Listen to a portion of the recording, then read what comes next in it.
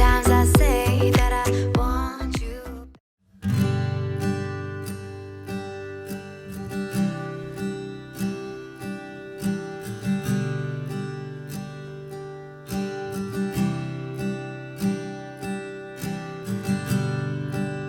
Digno de recibir toda adoración, digno de recibir hoy esta canción, digno de entregarte mi corazón, vivo por ti.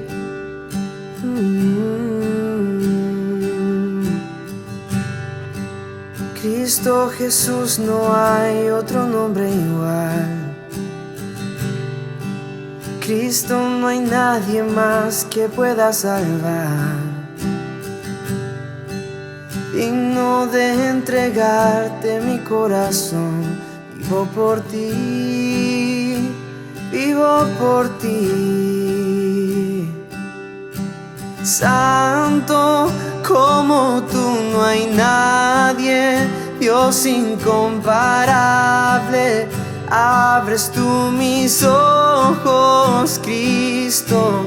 Quiero conocerte más y ser lleno de ti hoy y llevar tu amor al mundo.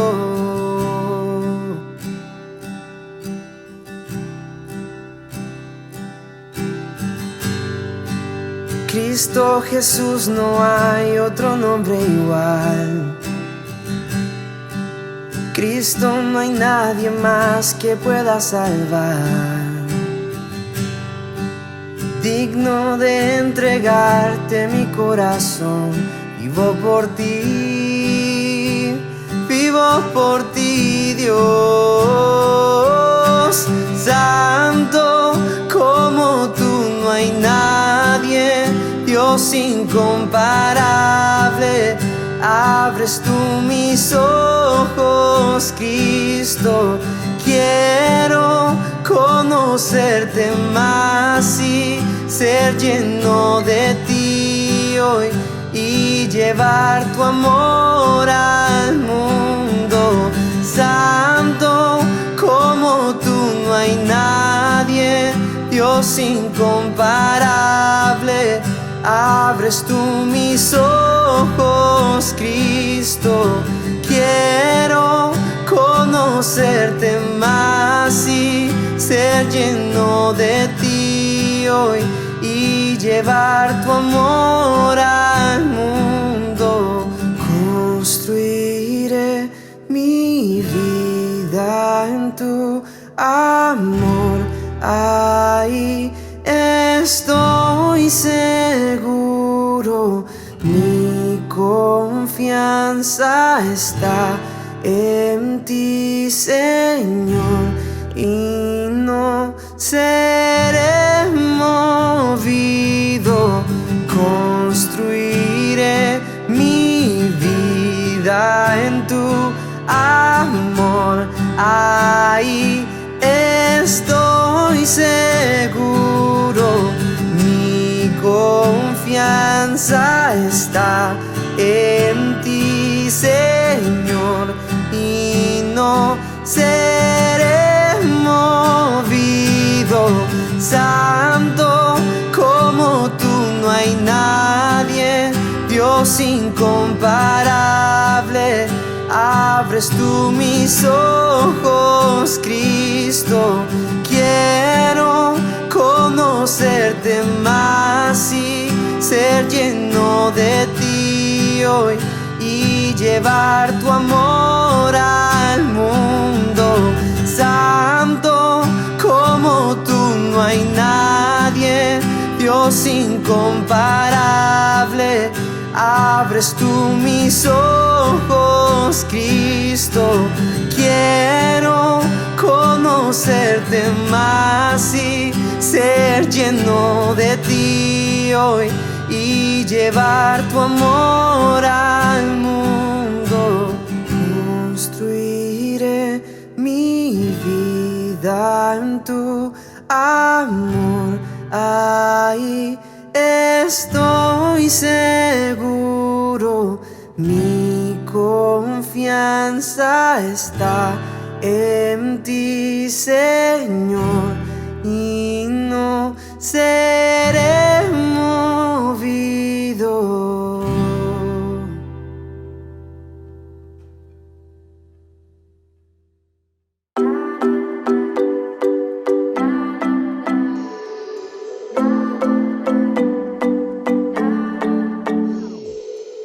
Sometimes I say that I want you back. Hola chicos, me da mucho gusto de poder saludarlos esta segunda reunión de la terraza y café. Y continuando con la serie de Estudiando la Biblia en Cuarentena, el tema que vamos a desarrollar hoy día es si estamos entendiendo lo que estamos leyendo, ¿no? ¿Cuántas veces nosotros estamos en casa, de repente leyendo algún pasaje de la Biblia, o de repente haciendo nuestro devocional, o compartiendo algún capítulo con algún familiar? Y nos surge la pregunta si de verdad nosotros estamos entendiendo lo que estamos leyendo, ¿no? Si de verdad comprendemos con claridad qué es lo que está pasando ahí. Para esto, el diccionario define la palabra entender como percibir y tener una idea clara de lo que se dice, se hace o sucede, ¿no? O descubrir el sentido profundo de algo. Y poder hablar de esto me trae a mi mente diversas situaciones donde empleamos mal un versículo, o cuántas veces nosotros hemos crecido con fundamentos erróneos y conceptos no muy claros, derivados de una mala interpretación de algunos fragmentos de la Biblia. Si bien es cierto que a veces estas confusiones se desarrollan en base a las buenas intenciones de algunas personas, las consecuencias que se generan por la mala interpretación de la Biblia son malas, ¿no? Ahora, para poder explicar un poco cómo es que nosotros podemos entender mejor las Escrituras, vamos a hablar acerca del contexto, ¿sí? ¿Qué es el contexto? El contexto son todas las características que rodean un texto, ¿no? En este caso viene a ser la cultura, el tiempo, el lugar donde se desarrolla, entre otras cosas o otros factores más que alteran la interpretación de lo que nosotros estamos leyendo. Pensar que el texto que estamos estudiando se desarrolla en nuestra época, bajo las circunstancias actuales, es un error muy grave al momento de interpretar las Escrituras, ¿no? Ahora, dentro del contexto, nosotros vamos a compartir y desarrollar 3 puntos importantes a tener en cuenta cuando estemos leyendo la Biblia. Vamos a empezar por el primer punto. En este caso, tratar de leer el capítulo entero. Ese es el primer punto que vamos a desarrollar. Entonces, en este enfoque se centra no en sacar una interpretación apresurada del versículo o fragmento que estemos leyendo, sino poder contar con la información necesaria que rodea la parte que queremos estudiar, ¿no? Muchas veces la Biblia ofrece su propia interpretación en secciones o pasajes posteriores o anteriores del fragmento que estamos leyendo, ¿no? Entonces, algunas personas, por ejemplo, si es que están leyendo algún capítulo, leen un capítulo anterior y un capítulo posterior al capítulo que están leyendo o estudiando, ¿no? Si estás estudiando un versículo, por ejemplo, puedes leer algunos versículos anteriores y algunos versículos posteriores, ¿no?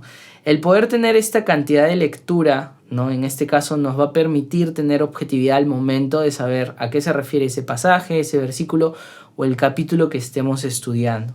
Ahora, vamos a ver un ejemplo, ¿no? Y vamos a ir a Apocalipsis 3:20, donde dice: «He aquí, yo estoy a la puerta y llamo.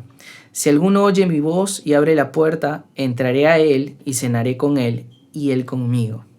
Este versículo lo escuché en algunas ocasiones como parte del llamado al altar y hacer que las personas reciban a Cristo. Ahora, si bien la intención es buena, el contexto del versículo es otro. Para esto vamos a analizar un poco qué es lo que pasa en versículos anteriores. Y nos damos cuenta que en este caso, este pasaje es parte de una sección donde se escribe un mensaje de exhortación a la iglesia de la Odisea. Vemos que la comunidad que se desarrolla ahí expresa un cristianismo a medias, ¿no? No son ni fríos ni calientes, ¿no? Y es algo que Dios no está de acuerdo, ¿no? Y está inconforme con esto, ¿no? Entonces, es por eso que más adelante Él dice, ¿no? Que no ve muy correcto esto y también dice que al tibio lo vomitará, ¿no? Entonces, vemos que este pasaje entra en el contexto de poder corregir el comportamiento de la iglesia de la Odisea, no como algunas personas lo usan erróneamente, ¿no? Ahora, si nosotros nos alejamos aún más y leemos un capítulo anterior y un capítulo posterior, nos damos cuenta que en esta sección de Apocalipsis se desarrollan más mensajes a otras iglesias de aquel tiempo. Cada una de ellas con una serie de problemas específicos a las cuales Dios les habla y aconseja para que se pueda cambiar su situación, ¿no? Entonces es algo muy importante tener en cuenta, en este caso, poder leer qué es lo que pasa antes y qué es lo que pasa después, ¿no? Como se darán cuenta. Ahora vamos al siguiente punto. ¿A qué pueblo va dirigido? El segundo punto desarrolla algo muy específico dentro de la Biblia. Si el versículo está escrito para el pueblo judío o para el pueblo gentil, ¿no? Desde que nosotros leemos el principio de la Biblia hasta el final, podemos ver que en un principio la escritura y su desarrollo se centraba en el pueblo de Israel, ¿no? O sea, el pueblo judío. Pero que más adelante también se centraría en los gentiles, que son personas que no venían a tener descendencia judía, pero que Jesús hizo partícipe de su plan perfecto. Ahora, esto lo vemos, por ejemplo, en Efesios 2:11, que dice: así pues, ustedes que no son judíos, y a quienes llaman no circuncidados los judíos, que circuncidan al hombre en el cuerpo y asimismo se llaman circuncidados, recuerden que en otro tiempo estaban sin Cristo, separados de la nación de Israel y no tenían parte en las alianzas ni en la promesa de Dios. Vivían en este mundo, sin Dios y sin esperanza, pero ahora, unidos a Cristo por la sangre que Él derramó, ustedes que antes estaban lejos, están cerca. Ahora, como vemos, los gentiles somos incluidos dentro del plan de Dios, pero esto significa que al momento de interpretar la Biblia debemos tener en cuenta que hay libros y secciones de la Biblia que son escritos específicamente para el pueblo judío y otros que son escritos para el pueblo gentil, ¿no? Uno de los personajes más conocidos dentro de la Biblia que escribe para el pueblo gentil es Pablo, por ejemplo, ¿no? Entonces es por eso que hay algunas personas que resaltan el hecho de poder estudiar las cartas que escribió Pablo, porque decían que obviamente al ser dirigidas al pueblo gentil es sumamente importante que nosotros podamos estudiarlas a fondo. Ahora, ¿esto dónde lo podemos encontrar, por ejemplo? Lo vamos a encontrar en Efesios 3:8 y Pablo dice lo siguiente: a mí, que soy menos que el más pequeño de todos los santos, me fue dada esta gracia de anunciar entre los gentiles el evangelio de las inescrutables riquezas de Cristo y de aclarar a todos cuál sea la dispensación del misterio escondido desde los siglos en Dios, que creó todas las cosas, ¿no? Entonces es muy importante poder asimilar si la información que estamos estudiando es dirigida al pueblo gentil o al pueblo judío, ¿sí? Es algo a tener en cuenta. Ahora, vamos a desarrollar el tercer punto, que sería el tiempo de la gracia y el tiempo de la ley, ¿no? Por último, este tercer punto a tener en cuenta es saber si el versículo que leemos se encuentra dentro del periodo de la ley o dentro del periodo de la gracia, ¿no? Como sabemos, cuando Jesús vino a morir por nosotros, nos liberó de la opresión del pecado. De esta manera, el periodo de la gracia empezó para nosotros los creyentes, ¿no? Y esto lo podemos leer en Romanos 6:14, que dice lo siguiente: porque el pecado no se enseñoreará sobre vosotros, pues no estáis bajo la ley, sino bajo la gracia, ¿no? Entonces, ahora, cuando leemos todo el contexto, ¿no? Para aclarar algunas cosas, Pablo no se refiere a que estamos dentro del periodo de la ley, dentro del periodo de la gracia, así que nosotros podemos pecar a nuestro antojo.